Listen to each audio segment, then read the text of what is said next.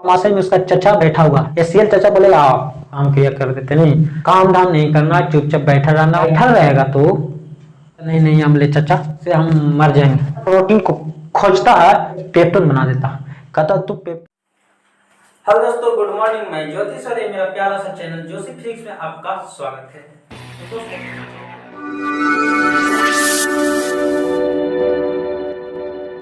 पहले हम पोषण के बारे में देख चुके हैं, अगर आप नहीं देखे तो जाकर वीडियो को जरूर देखें। इस पे आप वीडियो रेगुलर आएगा तो आप इस चैनल से बने रहें। अगर अभी तक सब्सक्राइब नहीं किए तो इस चैनल को सब्सक्राइब जरूर कर लें और अपने दोस्तों के पास शेयर जरूर कर दें। दोस्तों, इसमें जो भी हम पढ़ाएंगे, जो भी यहाँ पे बताया जाएगा, सिर्फ समझाया जाएगा, इसका पीडीएफ या तो डिस्क्रिप्शन में मिल जाएगा या फिर जो व्हाट्सएप नंबर है उस पर कॉन्टेक्ट करें, उस पर आपको पीडीएफ भेज दिया जाएगा, वहाँ से आप नोट्स कर लीजिएगा। बाकी यहाँ पे आप अच्छे से समझें। आज हम देखने वाले हैं मनुष्य के पाचन तंत्र। पाचन तंत्र मतलब जब हम भोजन करते हैं तो भोजन कैसे पचता है, कौन कौन से तंत्र, कौन से सिस्टम हमारे पचाने में मदद करता है। तो ये सिस्टम जो है पचाने का, जो पाचन तंत्र है, इसके अंतर्गत आता है आहार नल और पाचक ग्रंथियां। नहीं, पाचन का मतलब कुछ होता है भोजन का पचना, मतलब भोजन टूटना, जो जटिल पदार्थ है उसको सरल पदार्थ में तोड़ना पाचन कहलाता है। जब हम भोजन करते हैं तो बड़े बड़े भोजन का जो बड़े बड़े अंग होता है उसको कूच काट के या जैसे भी है छोटा छोटा करके एंजाइम की सहायता से तोड़ते हैं। नहीं, शरीर में जो पाचक ग्रंथियां हैं आसपास में लगा हुआ, यकृत होता है, अग्नाशय होता है, ये सबसे कुछ निकलता है, एंजाइम निकलता है, वो पचाने में, तोड़ने में भोजन को हेल्प करता है। ठीक है, तो पाचन का मतलब होता है जटिल पदार्थों को सरल पदार्थों में बदलना, पाचन कहलाता है। इसमें सबसे पहले आहार नाल। आहार नाल मतलब भोजन जिस नली से जहां जहां से गुजरता है उसको बोलते हैं आहार नाल। आहार का नाल नली नहीं। तो आहार नाल में भोजन मुख गुहा से शुरू होता है, मतलब मुख गुहा में सबसे पहले भोजन करता है, उसके बाद अंत हो जाता है रेक्टम में। नहीं, मुख गुहा से रेक्टम तक। इसके आसपास में जो ग्रंथियां लगा होता है, जैसे में लाल ग्रंथि है, जठर ग्रंथि, यकृत है, अग्नाशय है और आंत ग्रंथि। यहाँ पे लाल ग्रंथि होता है, जो भोजन जब हम करते हैं तो उससे लाल निकलता है और भोजन में मिक्स हो जाता है ताकि और अच्छे से वो पच सके। उसके बाद जठर ग्रंथि, अमाशय की दीवार में जठर ग्रंथि होता है जिससे जठर रस निकलता है जो पचाने में हेल्प करता है। उसके बाद यकृत से जो पित्त निकलता है वो पचाने में हेल्प करता है। उसके बाद अग्नाशय से अग्नाशय रस निकलता है। उसके बाद आंत से आंत रस निकलता है। इसके बारे में आज हम पूरा देखेंगे, तो इस वीडियो को लास्ट तक जरूर देखिएगा। जब आहार नल मनुष्य के पाचन तंत्र के अंतर्गत जो आहार नल आता है, आहार नल मनुष्य का आहार नल की संरचना का सचित्र वर्णन करना है तो चित्र बनाना है, इसके बारे में लिखना। तो आहार नल की जो कुल लंबाई होता है, आहार नल का शुरुआत होता है मुख गुहा से, मुख से शुरुआत होता है, रेक्टम में अंत होता है। अगर इसको हम यहाँ से खींच के लंबा करके देखें तो लगभग 8 से 10 मीटर तक के लंबा होता है। तो आहार नल की लंबाई 8 से 10 मीटर होता है। आहार नल की लंबाई 8 से 10 मीटर होता है। आहार नल का जो पहला भाग होता है वो होता है मुख गुहा। मुख होता है, आहार नल का पहला भाग मुख होता है। ये मुख होता है, मुख में जीभ होता है और दांत होता है। जीभ और दांत, जीभ और दांत होता है। नहीं, हमारा जो मुंह है उसमें कुछ होता है, जीभ और दांत होता है। जीभ में बहुत सारा ग्रंथियां, छोटा छोटा ग्रंथि पाया जाता है, स्वाद ग्रंथियां, नहीं स्वाद कलिकाएं जिसको बोलते हैं, वो स्वाद बताने में हेल्प करता है। जीभ के ऊपर जो छोटा छोटा कलिकाएं रहता है, ग्रंथि रहती है, नहीं वो कुछ करता है, स्वाद बताता है। उसके बाद उसे स्वाद ग्रंथियां बोलते हैं। उसके बाद दांत जो होता है, दांत जो होता है वो 4 प्रकार के होता है। दांत कितने प्रकार के होता है? 4 प्रकार के होता है। पहला जो होता है वो होता है कर्तना, कर्तन, और दूसरा जो होता है भेदक होता है, भेदक। उसके बाद होता है आगे च्वर्णक, आगे च्वर्णक, च्वर्णक, और एक होता है च्वर्णक। कर्तनक नहीं, इंसीजर जिसको बोलते हैं, इंसीजर। कर्तनक का मतलब होता है काटने वाला, इसका काम कुछ है काटने वाला, काटने का काम करता है। आगे वाला जो चारों दांत ऊपर नीचे होता है, 4 दांत, उसको बोलते हैं कर्तनक। उसके बाद भेदक, भेदक माने चिरने वाला, जो चिरने का काम होता है उसको बोलते हैं भेदक, भेदने का काम होता है, जो शेर में दोनों तरफ रहता है। उसके बाद आगे च्वर्णक, आगे जो चौड़ने का काम करता है। उसके बाद जो अंदर जो मसूड़ा होता है, चौड़ने वाला काम करता है, चौड़नक, उसको बोलते हैं चौड़नक। मोलर, प्री मोलर, कनाई, और इसको बोलते हैं इंसीजर। ये 4 प्रकार के दांत होता है। दांत की जो ऊपरी बाहरी परत होता है उसको बोलते हैं इनामेल। दांत के बाहरी परत होता है जिसको बोलते हैं इनामेल। ये सबसे कठोर परत होता है, शरीर का सबसे कठोर भाग होता है इनामेल। जो दांत के ऊपर वाला भाग होता है सफेद कलर का, नहीं इसी के कारण दांत कैसा होता है? सफेद होता है। तो पूरे शरीर का सबसे कठोर भाग होता है इनामेल। इनामेल के अंदर वाला जो भाग होता है दांत के, उसको बोलते हैं डेंटाइड, डेंटाइड्स, डेंटाइड, डेंटाइड्स। अंदर जो इनामेल के अंदर वाला भाग होता है वो डेंटाइड होता है। हमारे मुंह का जो पीएच मान होता है 6.6 होता है। हमारे मुंह का जो पीएच मान होता है वो 6.6 होता है। अगर इससे पीएच मान कम गया, अगर 5.5 पे आ जाएगा तो दांत सड़ना शुरू हो जाएगा। नहीं, अगर मुंह का पीएच मान ज्यादा अम्लीय हो रहा तो दांत सड़ना शुरू हो जाता। तो और दांत सड़ने का या टूटने का, कमजोर होने का कारण है कि जो हम शर्करा वाला चीज लेते हैं, जैसे मीठा चीज, नहीं चॉकलेट वगैरह खाते हैं तो दांत में चिपक जाता है, उसके साथ बैक्टीरिया बहुत सारे चिपक जाता है और दांत को खोखला बना देता है। बैक्टीरिया धीरे धीरे अंदर प्रवेश कर जाता है और दांत को सड़ा देता है। तो जब भी हम खाना खाते हैं तो दांत में फंस जाता है, इसलिए खाना खाने के बाद हम लोग को ब्रश जरूर करना चाहिए।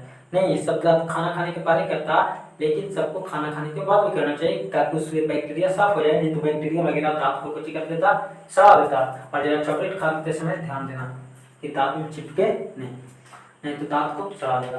तो ये हमारे मुंह का भाग हुआ। मुंह का जो पिछला भाग होता है ये वाला, इसको बोलते हैं ग्रसनी। ग्रसनी ग्रसनी मुंह के पिछला भाग को बोलते हैं ग्रसनी।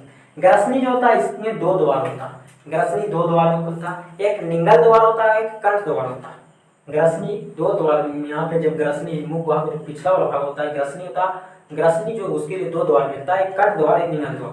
कंठ द्वार में जिसमें हवा जाता है, श्वास नली में खुलता है। लेकिन जो निंगल द्वार होता है, निगलने वाला, वो ग्रास नली में खुलता है। मतलब भोजन जाए का रास्ता होता है किसमें? ग्रास नली में। ग्रास नली द्वारा भोजन कहाँ जाता है?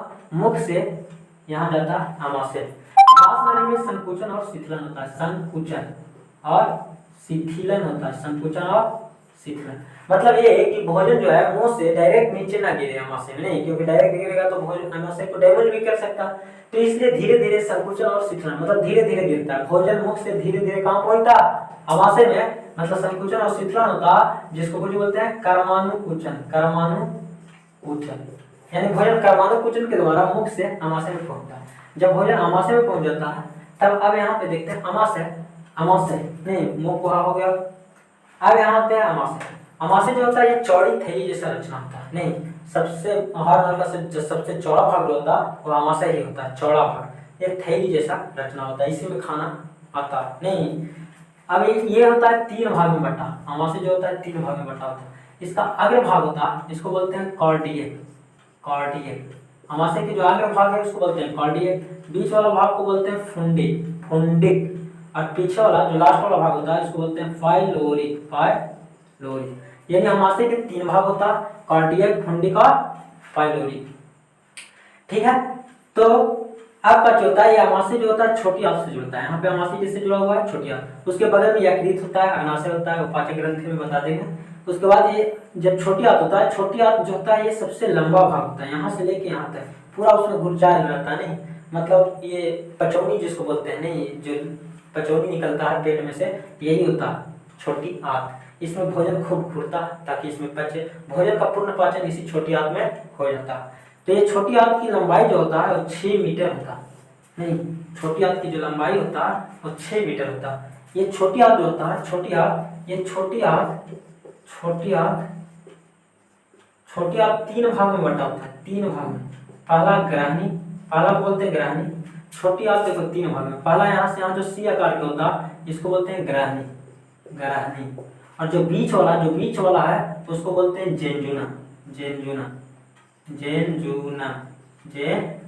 और जो नीचे जब सबसे लास्ट वाला भाग है उसको बोलते हैं इलिया। तो छोटी आंत 3 भाग में बटा होता है, ग्राहनी, जेनजुना व इलिया। जो पहला भाग होता है उसको ग्राहनी बोलते हैं, बीच वाला भाग को जेनजुना बोलते हैं और अंतिम वाला भाग को इलिया बोलते हैं। ठीक है, भोजन जो है ग्राहनी जेनजुना से होते हुए इलिया में पहुंचता है, छोटी आंत के अंतिम भाग में पहुंचता। अंतिम भाग में पहुंचते भोजन पूरा कुचा के एकदम छोटा हो जाता। नहीं, भोजन पूरा कुछ हो जाता है छोटा। अब ये इलिया में रहता है अंगुली जैसा रचना, ये बहुत सारा।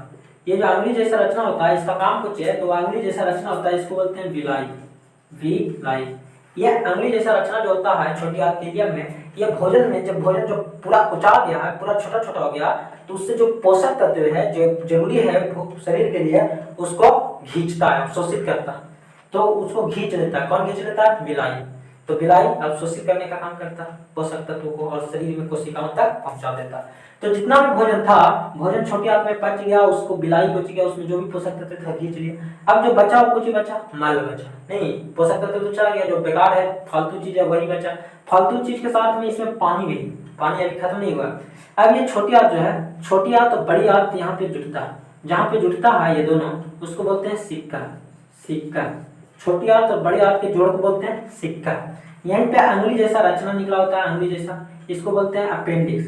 अपेंडिक्स, ये अपेंडिक्स का कोई काम नहीं रहता, यह एक अवशेषीय अंग है, ये ऐसे ही फालतू है।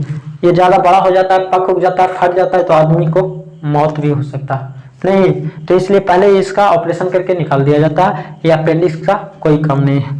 अब ये इलियम है जो जुड़ा होता है बड़ी आंत में। बड़ी आंत दो भाग में होता है, एक होता है इधर वाला जो पहला भाग होता है जिसको बोलते हैं कोलन। कोलन पहला भाग, बड़ी आंत के पहला भाग को बोलते हैं कोलन, और अंतिम वाला भाग को बोलते हैं कुछ रेक्टम। तो कोलन और रेक्टम, बड़ी आंत दो भाग में बटा होता है, कोलन और रेक्टम। कोलन में कुछ होता है, यहाँ पे कुछ होता है कि भोजन तो पूरा पच गया, भोजन से जो भी पोषक तत्व है वो ग्रहण हो गया, चला गया कोशिका में, कहाँ, छोटी आंत से। नहीं, अब इसमें कुछ होता है, इसमें भोजन के साथ जो पानी होता नहीं, उस पानी का शोषण होता, पानी का, तो जो भी पानी होता है उसको बड़ी आंत खींच लेता है, बड़ी आंत पानी को खींच लेता। तो अब जो बचता है वो मल बचता है, बेकार चीज, नहीं फालतू चीज जिसका कोई काम नहीं है। अब ये मल जो होता है आके रेक्टम में जाके जमा हो जाता है, संचित हो जाता है। ये मल आया और रेक्टम में आके संचित हो गया, और धीरे धीरे समय पर ये रेक्टम से कुर्ता से बाहर निकलता। तो यहाँ पे भोजन का हो जाता है पूर्ण पाचन। लेकिन इन भोजन को ऐसे जब भोजन मुख से छोटी आंत तक पहुंचता है तो इसमें पचाने के लिए जो सहायक ग्रंथियां होती है वो इधर लिखा हुआ है। पहला जो होता है लार ग्रंथि, नहीं जैसे भोजन मुख में जाता है, मुंह में जाता है, भोजन जैसे मुंह में जाता है तो उसको मिलता है लार ग्रंथि। लार, ये है लार ग्रंथि, लार ग्रंथि, लार ग्रंथि। अब लार ग्रंथि से कुछ होता है, लार निकलता। लार कुछ करता तो भोजन का पाचन, देखो भोजन का पाचन मुख से ही शुरुआत हो जाता है, मुंह में ही शुरुआत हो जाता है। नहीं, जब भी भोजन करते हैं, रोटी खाते हैं तो उसको पहले दांत से कुच देते हैं, तोड़ देते हैं, नहीं तो तोड़ना ही तो पाचन कहलाता। ट्यूशन बोलेगा भोजन का पाचन कहाँ से शुरुआत होता है, तो भोजन का पाचन मुख से शुरुआत हो जाता है। मुंह में भोजन जाता है, उसको पूरा कुच काट देते हैं, पूरा एकदम अच्छा से कुच देते हैं। कुचे में हेल्प कौन करता है, तो लार, कुचे में हेल्प कौन करता है, लार। लार स्वाद को मीठा भी कर देता है, नहीं तो लार जो होता है वो स्वाद भी मतलब मिठास कर देता है, भोजन को कुचने में हेल्प करता है, चिपचिपा बना देता है, लार मिला देता है, ठीक है।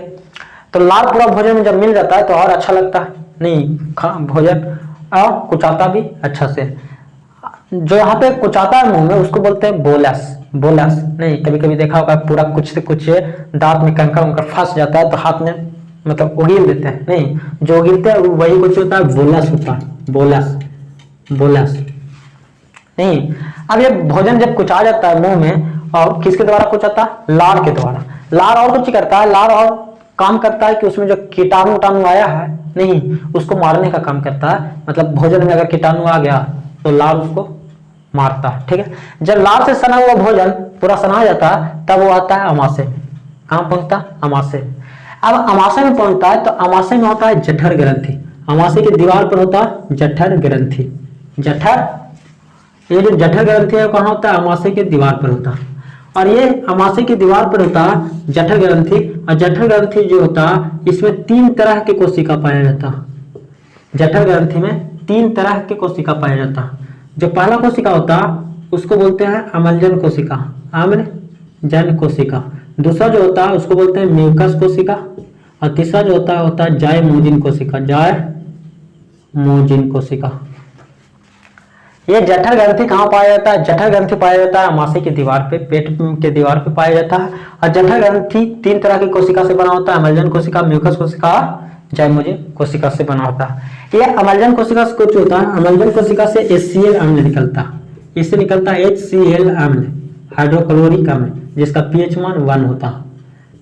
HCl अम्ल का pH मान 1 होता है, ये निकलता है अम्लजन कोशिका से। ये HCl अम्ल हमारे अमाशय के अंदर क्यों निकलता, अम्ल है, बहुत खतरनाक है, नहीं उसको अगर हाथ पे पड़ गया तो जलने लगेगा, जल जाएगा, अम्ल है, जला देता, नहीं बहुत ज्यादा हाईली एसिडिक है जिसका pH मान 1 है। तो ये पेट के अंदर निकलता है। इसका काम कुछ है, अम्ल का काम ये है कि देखो ये अम्ल भोजन को अच्छे तरह से एकदम पचाने का काम करता है। नहीं भोजन तो पहले मुख में कुचा गया, जब भोजन मुख में कुचा गया तो भोजन कुचा हुआ भोजन कहाँ पहुंचता है, अमाशय में पहुंचता है। अब अमाशय में और छोटा छोटा हो इसलिए अम्ल जो है आग उत्पन्न करता है, नहीं अम्ल ऐसी जला देता है, भोजन को एकदम जला देता है, होड़ देता है करके, पूरा भोजन पूरा उड़ा देता है, एकदम गल जाता है भोजन, नहीं पूरा पूरा गल जाता, पच जाता, मतलब पूरा छोटा छोटा हो जाता, एकदम जला देता। और दूसरा कुछ करता, ये भोजन को पचाता है, भोजन को छोटा छोटा करता, और इसमें जो कीटाणु वगैरह आया है, भोजन में कीटाणु आया है नहीं, उसको मारने का काम करता। नहीं, जो भी कीटाणु मुंह में घुस गया खाना के द्वारा, अब कीटाणु बहुत सारा रहता है भोजन में, नहीं भोजन ऐसे पड़ा हुआ है, बहुत सारा बैक्टीरिया वगैरह उस पर पड़ा रहता, वही भोजन हम कर लेते हैं, तो भोजन कहाँ जाएगा? डायरेक्ट अमाशय में जाएगा। अमाशय में डायरेक्ट जाएगा तो अमाशय में उसका चचा बैठा हुआ, HCl चचा, नहीं HCl चचा बोलेगा आओ तुम लोग के हम आग लगा देते हैं, यही दफना देते हैं, काम क्रिया कर देते हैं। नहीं, तो जितना भोजन में आता है कीटाणु लोग, सबका काम क्रिया करने का ठेका कौन लिया? HCl चचा। नहीं, HCl चचा वहीं पे एकदम उसको नष्ट कर देता। तो HCl चचा का काम कुछ है, इसका काम है भोजन में जो भी कीटाणु आया है उसको तहस नहस खत्म करना, भोजन को एकदम पूरा पचाना, गलाना। उसके बाद कुछ ही करता, उसके बाद और भी काम करता कि अमाशय में जो एंजाइम निकलता है, एंजाइम जो भोजन को पचाने वाला एंजाइम है, वो भी पहले से निष्क्रिय रहता, चुपचाप रहता है, काम नहीं करता। नहीं, लेकिन HCl के डर से जो भी निष्क्रिय एंजाइम है वो सक्रिय हो जाता, नहीं काम करना शुरू कर देता। जैसे जाइमोजिन कोशिका से निकलता है निष्क्रिय पेप्सिनोजेन, निष्क्रिय पेप्सिनोजेन। ये निष्क्रिय पेप्सिनोजेन जो है वो HCl इसको कोटि कर देता है, इसको सक्रिय पेप्सिन में बदल देता है, सक्रिय पेप्सिन में बदल देता है, पेप्सिन। अब ये पेप्सिन कुछ करता है, भोजन के जो प्रोटीन है, भोजन में जो प्रोटीन है, प्रोटीन इसको पेप्टोन में बदल देता है, पेप्टोन। नहीं सुनो, सबसे पहले क्या अमाशय में ये निष्क्रिय पेप्सिनोजेन जो जाइमोजिन कोशिका से निकलता है वो निष्क्रिय रहता, काम धाम नहीं करना, चुपचाप बैठा रहना, कुछ नहीं करना, ठीक है, बस बैठा रहना। लेकिन HCl जब कहता है बैठा रहेगा, तो जब वो अपना लाल आंख दिखाता है ना, तो निष्क्रिय पेप्सिनोजेन डर जाता है, कहता नहीं नहीं अम्ले चचा, नहीं तुम्हारा आग से हम मर जाएंगे, इसलिए हम तुरंत सक्रिय हो जाते हैं, तुरंत अपना काम करना शुरू कर देता, भोजन पे अपना असर करता, और उसमें तुरंत प्रोटीन को खोजता है, और प्रोटीन को पकड़ के पेप्टोन बना देता, कहता तुम पेप्टोन बन जाओ, तुम्हारा नहीं, अगर हम बनाए पेप्टोन तो हमारा पेप्टोन बन जाएगा ये HCl के द्वारा। नहीं, तो HCl को नहीं कर देता, एंजाइम को सक्रिय कर देता। तो पूछता है कभी कभी क्वेश्चन कि HCl अमाशय में अम्ल का क्या भूमिका है, या HCl का काम क्या है? तो HCl का काम है कि भोजन को गलाना, अच्छे से पचाना, और इसमें जो कीटाणु आया है उसको मारना। और कुछ करता है निष्क्रिय पेप्सिनोजेन को सक्रिय पेप्सिन में बदल देता, जो कि पेप्सिन इस भोजन के प्रोटीन को पेप्टोन में बदल देता। नहीं, उसके बाद यहाँ पे जो म्यूकस कोशिका था, इस म्यूकस कोशिका का काम कुछ है। अब बताओ, हमारे अमाशय में निकलता है HCl अम्ल, ये भी खतरनाक काम। नहीं, हमारा अमाशय पेट कितना कोमल होता, नहीं ये अम्ल अंदर से अगर निकलेगा पेट पे पड़ जाएगा तो कोमल पेट का क्या होगा, ये तो पता ही है, जला देगा पेट को। नहीं, तो इस अम्ल के प्रभाव से, अम्ल चचा से बचाने के लिए म्यूकस कोशिका से म्यूकस रस निकलता। ये अम्ल चचा के गुस्सा से बचाने के लिए म्यूकस कोशिका से म्यूकस रस निकलता, म्यूकस। और ये म्यूकस रस जो होता है वो क्षारीय होता है, क्षारीय, अम्ल चचा के जैसा वो भी होता है। उसके विरोध बोलेगा तू आग लगाएगा तो हम तुम पे पानी डालेंगे, नहीं तुमको बुझा देंगे। तो HCl अम्ल जैसे अमाशय पे पड़ने वाला रहता, उससे पहले म्यूकस रस निकाल देता।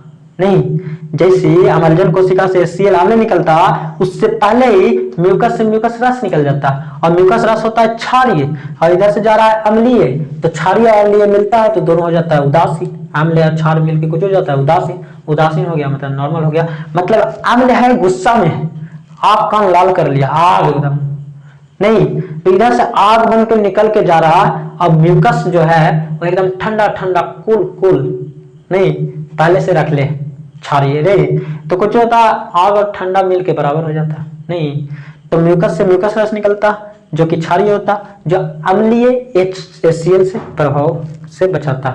HCl अम्ल भोजन को अम्लीय बना देता ताकि इस पे एंजाइम काम कर सके। नहीं, अब ये भोजन अम्लीय भोजन ये अमाशय में है, नहीं अम्लीय भोजन ये अमाशय में कभी कभी कच्चे होता है, कभी होता है कि खाना बहुत ज्यादा खा लेते हैं, नहीं ठूस के पूरा खा लिए तो HCl अम्ल ज्यादा निकलने लगता।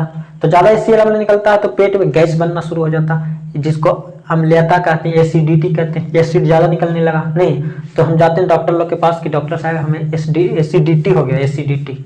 नहीं, पेट में गैस हो गया, गैस्ट्रिक की बीमारी नहीं, तो इसके लिए कुछ करता, बाहर से हम लेते हैं sodium bicarbonate, milk of magnesia, milk of magnesia, magnesia, या फिर इनो, इनो होता है क्षार, सोडियम बाइकार्बोनेट, क्योंकि आमले ज्यादा निकलने लगा तो इस पे छाड़ देंगे, छाड़ देते हैं तो मेंटेन होकर बराबर हो जाता है।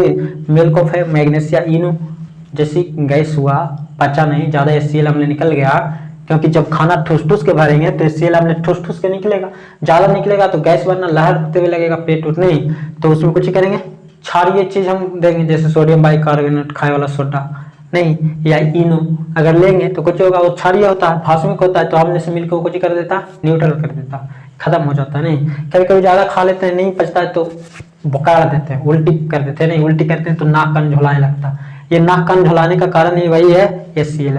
नहीं, अब भोजन पूरा पहुंच गया अमाशय में, जब अमाशय में भोजन पहुंचता है तो ये भोजन कैसा, अम्लीय, भोजन कैसा, अम्लीय, क्योंकि इसमें अम्ल मिल गया, तो ये भोजन में अम्ल मिल गया तो भोजन रहता है अम्लीय। नहीं, अब ये अम्लीय भोजन है तो यहाँ जो अग्नाशय है, अग्नाशय से निकलता है अग्नाशय रस, अग्नाशय से निकलता अग्नाशय रस। अब ये अग्नाशय रस उस भोजन पे काम करेगा, नहीं, अग्नाशय से जो अग्नाशय रस निकलेगा उस पे कुछ करेगा, काम करेगा।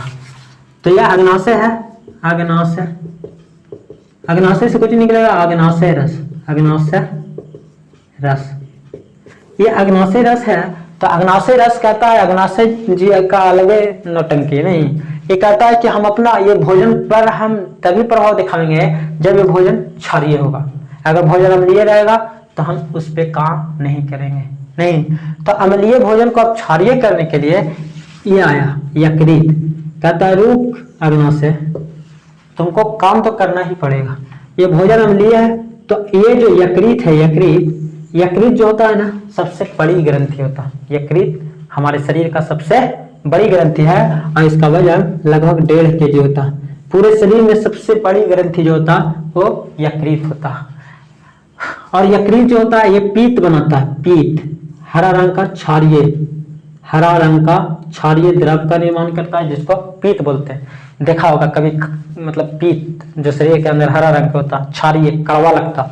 अब ये जो लीवर है, लीवर, इसको जिगर भी बोलते हैं, नहीं, पचाने में सबसे महत्वपूर्ण इसका भूमिका है, इसलिए इसको जिगर, जिगर के टुकड़ा नहीं, तो ये है जिगर, लीवर, लीवर को जी करता है, पीत बनाता है, और ये जो पीत बनाता है, पीत बना बना के इस पिताशय में जाके जमा कर देता है, पिताशय में, ये है पिताशय, ये पिताशय में पीत कुछ होता है जाके जमा होता है। अब कुछ होता है, अब ये होता है कि पीत जमा रहता है, जब यहाँ पे भोजन होता है तो पिताशय से पीत निकलता है और भोजन में मिल जाता है, भोजन में मिल जाता है, और भोजन को पीत कैसा होता है, क्षारीय, पीत कैसा होता है, क्षारीय, पीत क्षारीय होता नहीं, तो क्षारीय होने के कारण कुछ होता है, ये जो अम्लीय भोजन है उसको भी क्षारीय कर देता, उदासीन कर देता नहीं, तब अब इस पर अग्नाशय रस इस पर काम करता नहीं, अब इस पर अग्नाशय रस काम करता। अग्नाशय से जो एंजाइम निकलता है वो 3 तरह के निकलता है, पहले निकलता है ट्रिप्सिन, ट्रिप्सिन, ट्रिप्सिन, और एक होता है एमाइलेज, एमाइलेज, और एक होता लाइपेज, ट्रिप्सिन, एमाइलेज और लाइपेज, मैंने टॉल, टॉल याद रखना। ट्रिप्सिन का काम कुछ है, ट्रिप्सिन का काम जो है, ट्रिप्सिन का जो काम है वो कुछ करता है, और जो प्रोटीन को पेप्टोन में बना था, नहीं, जो प्रोटीन पेप्टोन में बदला था, कौन, HCl के डर से पेप्टोन में जो बदला प्रोटीन, और पेप्टोन को ट्रिप्सिन कुछ करता, पेप्टोन को पेप्टाइड में बदल देता, पेप्टोन को कुछ कर देता, पेप्टाइड में बदल देता, पेप्टाइड में बदल देता नहीं, और एमाइलेज कुछ करता, जो स्टार्च होता है, स्टार्च, जो खाना में स्टार्च चोकर है नहीं, उस स्टार्च का पाचन करता, स्टार्च का पाचन करता, तो स्टार्च का पाचन कौन करता, एमाइलेज करता। ये लाइपेज जो है वसा को बदलता है, वसा अम्ल में, ये वसा का पाचन करता है, वसा का पाचन। तो ये तीनों का काम कुछ है, ट्रिप्सिन जो है पेप्टाइड को, पेप्टोन को पेप्टाइड में बदल देता है, एमाइलेज स्टार्च का पाचन करता है, और लाइपेज है जो वसा का पाचन करता है, जो शरीर में वसा है, ज्यादा वसा बन जाता है, वसा जो ज्यादा हो जाता तो लाइपेज उसको तोड़ के अलग करता नहीं। किसी का अगर लाइपेज नहीं है, लाइपेज नहीं निकल रहा, तो उसके अंदर वसा जमते जाएगा, पूरा मोटा हो जाएगा, हाथी जैसा नहीं, शरीर पूरा मोटा हो रहा है, इसका मतलब समझो कि वसा का पाचन नहीं हो रहा, मतलब उसके अंदर लाइपेज की कमी है। अब ये भोजन अमाशय अग्नाशय, ये अग्नाशय जो है, अग्नाशय दूसरा और सबसे बड़ा ग्रंथि है। नहीं, यकृत के बाद जो दूसरा सबसे बड़ी ग्रंथि होता वो अग्नाशय ही होता। ये हल्का पीला रंग के होता, पीला रंग के। अग्नाशय से अग्नाशय रस निकलता, जो ये 3 तरह के है और इस तरह के भोजन का पाचन करता। अग्नाशय से ये छोटी आंत है। आंत में आंत ग्रंथि रहता, आंत ग्रंथि, और आंत ग्रंथि से भी आंत रस निकलता जो भोजन को पचाने में हेल्प करता। तो ये जितने भी लेक्चर यहाँ पे हुआ, इसका नोट्स पीडीएफ में मिल जाएगा।